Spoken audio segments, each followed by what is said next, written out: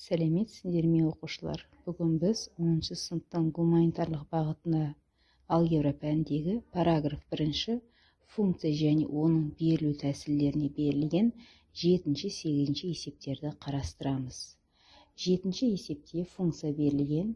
Осы функцияда f0 болғандағы, 3 болғандағы және -3 болғандағы мәндерін табу керек. Ол үшін мына 0-ді x-тің орнына қойып шығамыз.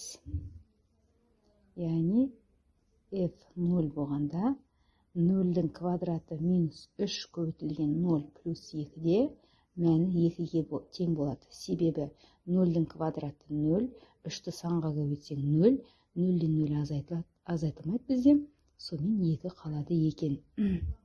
Екінші, f3 болғандағы мәнін табу үшін біз 3-тің квадраты -3 көбейтілген 3 плюс 2-де 3-тің квадраты 9 болады. 9-дан 3 пен 3-тің көбейтіндісі 9 болып, бізде 9-дар жойылып, тағы да оң санды 2 қалады екен. Келесі бізде f-3 болғанда мәнге -3-тің квадраты -3 көбейтілген -3 қосылған 2 болады. Бұл жерде дәрежеміз жұп болғандықтан -3 кетіп, бізде жай ғана 9 қалады. Минус пен минустың көбейтіндісінен оң сан 9 шығады да, қосылған 2 болып, мәні 20-ға тең болады. Енді осы есептің әсінде бізде сұрақ қойылып отыр.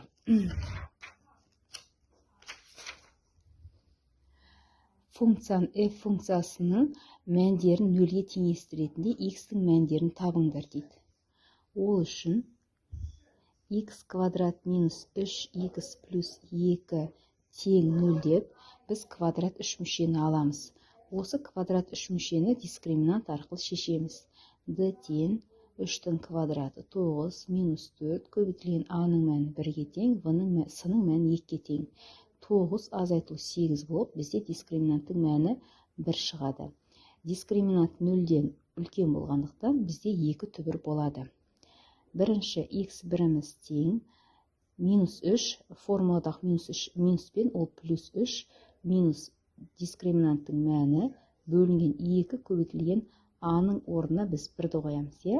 Демек 2 мен 2 бөлініп, бізде x1-дің мәні 1-ге тең болады екен. x2-ның мәні бізде 3 плюс 1, 2 көбейтілген 1 болып, 4 бөлінген 2 тең 2-ге тең екен. Осымен 7-ші есеп аяқталды. Шешуі бізде 1-де 2 болады. Ал мына есепте f0 болғандағы мәні 22-ге тең, f3 болғандағы мәні 2-ге тең, f-3 болғандағы мәні 20-ға тең екен. Есептің жауабы міне. Келесі бізде номер 8-ші есеп. Бұл есепте мына келесі функциялардың анықталу облысын табу керек. Ең бірінші анықталу облысы дегеніміз бізге бөлімі керек, балалар? Бөлімі бізде 0 болмау керек. Анықталу облысын табу үшін осы функция қай нүктеде анықталмайды, соны табамыз. Енді бізде себебі санды 0-ге бөлуге болмайды. Осы егер бөлімі 0 болатын болса, біз сол анықталмайтын бөлігін табамыз. Одан кейін сол арқылы қай кезде анықталатынын жазамыз. Енді бізде x тең бөлімі 0-ге теңестіреміз. Яғни бұл жерде x тең емес 0 дейміз. Неге? Себебі x-ның орнына 0 қойған кезде санды 0-ге бөлуге болмайтындай мәні болмайды. Демек бізде жауабы не болады? Жауабы бізде функция минус шекістіктен 0-ге дейін, 0-ден плюс шекістікке дейінгі мәндерін бәрін қабылдайды. Яғни осы аралықта функциямыз анықталған екен. Екінші есепте бізде бөлшекпен берілген. Яғни біз бөлімін қазір 0-ге теңестіріп, қай x-ның орнына қай санды қойғанда 0 болады, соны табамыз. Ол үшін x квадрат минус 1 тең 0 деймізде, x-ті бері қарай шығарып квадратты. Бос мүшені теңдіктің ар жағына таңбасына ауыстырып жібереміз. x квадратымыз 1 болды. Енді x тең плюс минус 1 болады. Демек, бізде 2 түбір шықты. Енді сан аралыққа салатын болсақ, бізде минус 1 мен 1-дің аралығы болатын болса, функцияның мәні минус шексіздіктен минус 1-ге дейін, минус 1-ден 1-ге дейін және 1-ден плюс шексіздікке дейінгі мәндерді қабылдайды екен. Келесі б-сында бізде функциямыз минус түбірасты x болып тұр екен.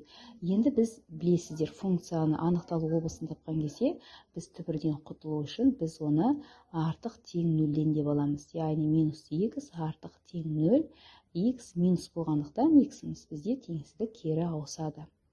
Демек, бізде енді сан аралыққа қоятын болсақ, бізде функциямыз минус шексіздіктен 0-ге дейінгі аралықты ғана анықталады екен. Келесі в-да бізде 1 минус x квадрат дейді. Бұны да оқушылар бізде түбірсіз жазу үшін біз бұл функцияны артық тең 0-ден деп аламыз. Енді минус x квадрат артық тең бос мүшенің теңсіздіктің арғы жағына минус таңбасымен жазамыз. Одан кейін x квадрат минус болғандықтан біздің айнымалы x-іміз теңсіздігіміз кері ауысады. Енді егер x оң мәндіміз бізде 1-ге тең болатын болса, x кем 1-ден болатын болса, екінші түбір x артық тең минус 1-ден болады. Енді сан аралыққа кіргізетін болсақ, біздің есеп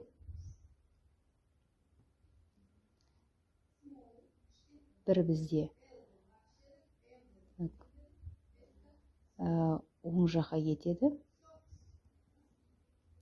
Мынау есеміз оң жаққа кетеді. Біздің шешіміміз минус 1 мен 1 аралығы екен. Енді бізде ғ есебінде 1 бөлінген түбірасты 1 минус x квадрат болғандағы функцияның анықталу облысын табу керек. Ол үшін біз 1 минус x квадратты артық тең демейміз, бұл жерде 0-ге тең болуға болмайды, артық 0-ден дейміз. Енді минус x квадрат минус 1 болады да, бізде мәні x квадрат кем 1-ден болады. Яғни x-іміз плюс 1-іміз артық болса, екінші жақта бізде минус 1-іміз кем болады екен x-тан. Енді осы аралықты біз жазып көрейді.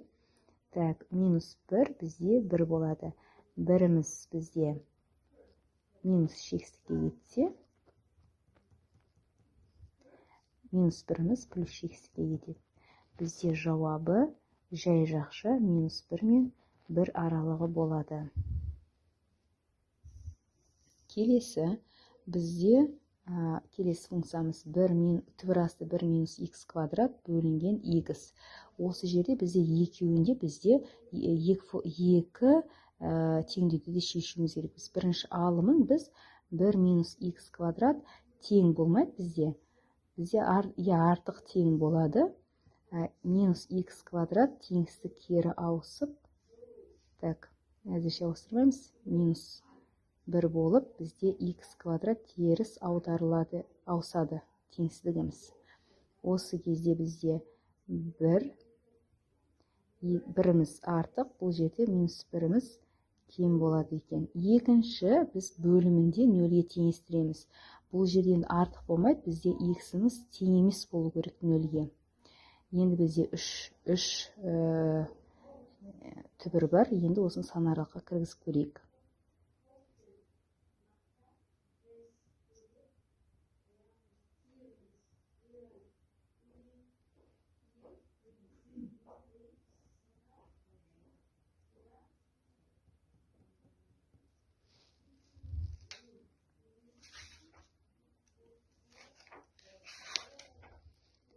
Бізде ғыда есеп, біздің жауабымыз тігі жақша минус 1 мен 0-ге дейін және 0-ден плюс 1-ге дейінгі аралықты қамтиды екен.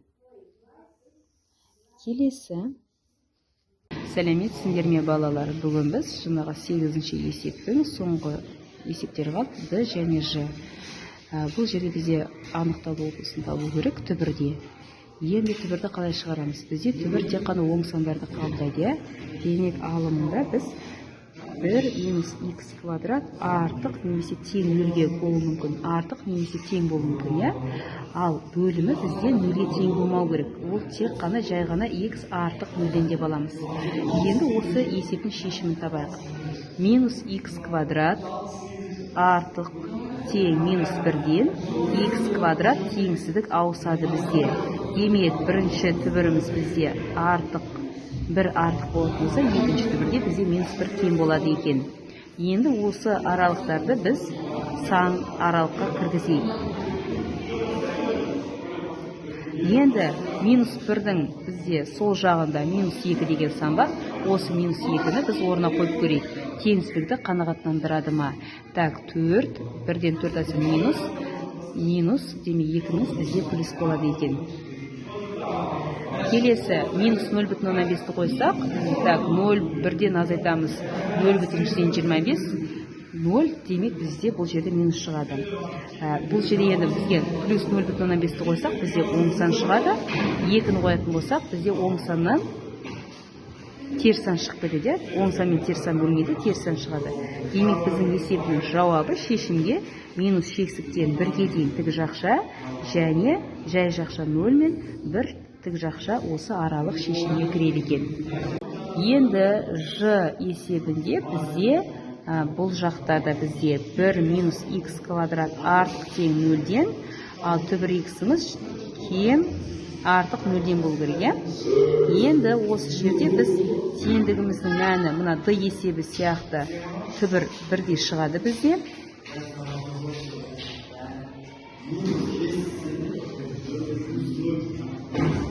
Енді сан аралыққа кіргізейік. Сан аралыққа кіргізсек, бізде минус 2-ні қоятын болсақ 4, 1-ден 4 азайтсақ минус, бізде бұл жерде минус шығады, иә, мәні. Минус 1 мен 0-дан арасын минус 0,5 қоятын болсақ, бізде минус шығады. Енді 0 мен 1-дің аралығына плюс 0,5 қоятын болсақ, біз плюс 2 плюс бөліп бізде плюсті береді. Демек, есебіміздің жауабы бізде жай жақша 0 мен 1 аралығы екен.